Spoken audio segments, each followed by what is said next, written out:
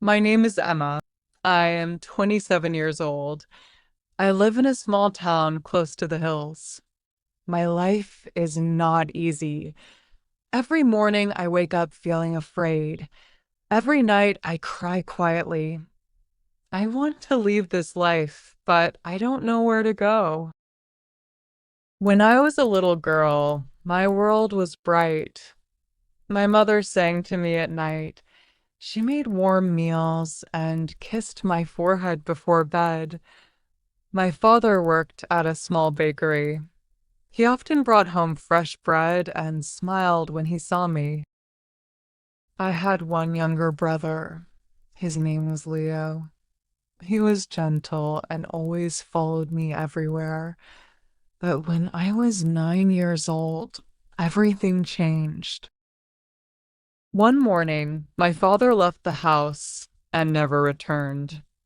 We waited for hours, then days, then weeks. My mother cried every night. I was too young to understand. People whispered that my father had gone away with another woman. My mother never believed it. She sat at the window every day waiting. 2 years later, my mother became sick. She grew thin, her skin turned pale, and she stopped smiling. She didn't have the strength to cook or clean. I started doing everything, washing clothes, cooking simple meals, taking care of Leo. I was only 11, but I felt like a mother. One night, my mother called me to her bed. She held my hand and said, "Emma, you are strong. Take care of your brother. Be brave." Those were the last words she ever said to me. The next morning, she was gone. After that, life got worse. My father's brother came to live with us. His name was Henry. At first, he seemed fine. He brought food, paid the rent, and told us to go to school. But soon Henry changed. He drank alcohol every day. He became angry easily. He shouted at us for small mistakes. If Leo dropped a spoon, Henry yelled. If I came home late, he threw things at the wall. One night, he slapped me. I was so scared I couldn't sleep. The next day, he acted like nothing had happened. I wanted to run away, but I had nowhere to go. I was just a child. I didn't know anyone outside my small town. I had no money, no friends. I stayed for Leo. He was only 8 and he needed me. Years passed. I learned to stay silent. I cooked before Henry came home. I kept the house clean. I didn't speak unless he asked me something. I learned how to survive. When I turned 16, I met a boy named Evan. He worked in a little shop near my school. He had light brown eyes and a gentle voice. He always said hello. One day, he gave me a candy and asked, "You look sad. Are you okay?" I wanted to cry, but I just nodded. Evan began waiting for me outside school. We talked about small things, books, music, dreams. He told me he wanted to travel and see the world. I said I wanted the same. He smiled and said, "Then come with me." At first, I was scared, but I wanted to be free. I told Leo the first would come back for him. I left a note under his pillow. One cold evening, I left Henry's house and ran to Evan. Evan lived in a tiny room behind the shop. It wasn't big, but it felt safe. He made tea and gave me a warm blanket. He said I was safe now. I believed him. For a few weeks, I was happy. We walked in the fields, watched the stars, and dreamed about the future. But then Evan lost his job. he started getting angry. He stayed home all day drinking beer. He told me I didn't understand him. He said I was lucky to have him. One night, he pushed me and I fell, hitting my head. He said, I'm sorry, I didn't mean it. I believed him. I didn't want to go back to Henry. I had nowhere else to go. But Evan did it again and again, shouting, breaking things, calling me names. I stayed, thinking I could help him change. When I was 18, I found out I was pregnant. I was scared, but also happy. I hoped it would change him. But when I told him, he threw a glass at the wall and said, "Are you trying to trap me?" One night, he hit me so hard I couldn't stand. I lay on the floor, holding my belly, afraid for my baby. The next day, I went to the local clinic. The nurse gave me a card with the name of a women's shelter.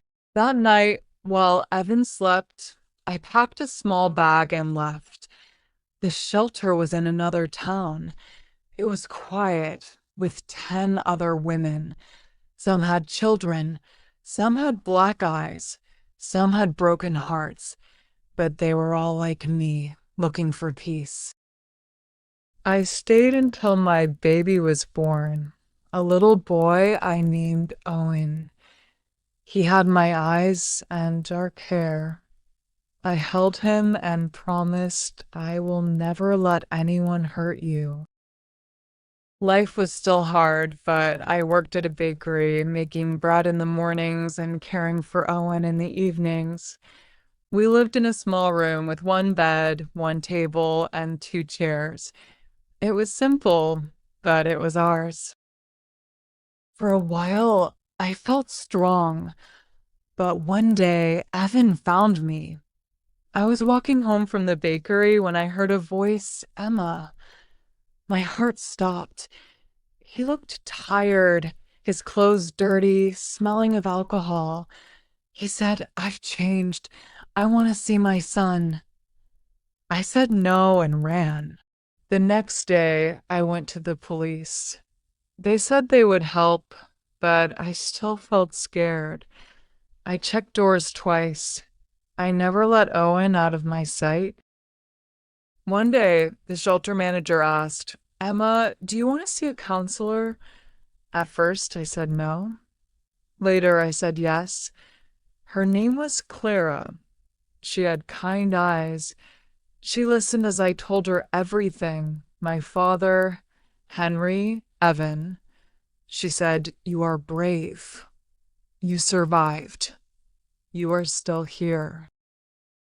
Week by week, I felt lighter. I learned it wasn't my fault. I learned that love is not pain. I learned I deserved peace. Owen turned 2. He walked, talked, sang, and danced. He made my world bright again. One day, at the bakery, a man came in. He was tall, with dark hair and warm eyes. He ordered coffee every day. After a week, he said, Hi, I'm Mark. He was kind and patient. Slowly, he became part of my life. He brought books for Owen, helped with groceries, never raised his voice. One evening, he said, Love is safety. I wanted to believe him. I dreamed of my younger self holding Leo's hand in the dark. Then I saw Owen holding a candle. I woke up crying. I called Leo for the first time in years. He forgave me. Weeks later, I received a letter from Evan asking to see Owen. I didn't reply. I spoke to a lawyer. A month later, in court, the judge gave me full custody. When I came home, I told Owen, we're safe now. That night, I burned the letter. I moved into a small apartment, 2 rooms, a tiny kitchen, yellow walls, flowers by the window. Mark visited often. One night he said, "I love you, Emma." I said, "I love you too." It wasn't a fairy tale, but I wasn't afraid anymore. I began telling my story to help other women. I told them, "You are not alone. You can survive."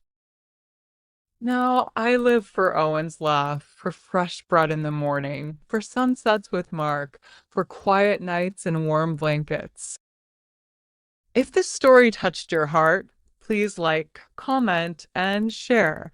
More emotional and inspiring stories are coming soon.